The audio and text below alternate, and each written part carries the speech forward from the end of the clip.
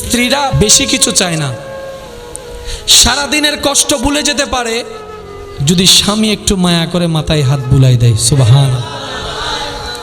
10 বার না হোক একবার হলো খাবার সময় প্রশংসাটা করে ফেলুন যে আজকের রান্নাটা অনেক মজা হয়েছে।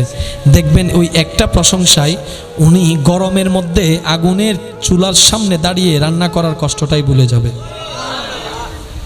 মেয়েরা চায় একটু মায়া, একটু ভালোবাসা, একটু সম্মান।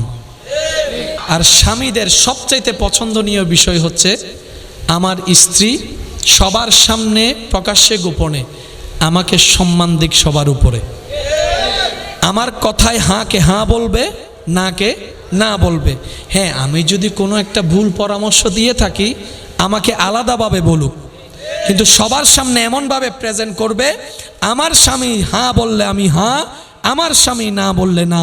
পুরুষ মানুষ সম্মান শ্রদ্ধা পেলেই অন্তর খুশি হয়ে যায়। এই দুইটা জায়গায় যদি আমরা একটু কাজ করতে পারি, ডিভোর্সের হার দিন দিন, বলেন না, ডিভোর্সের হার দিন দিন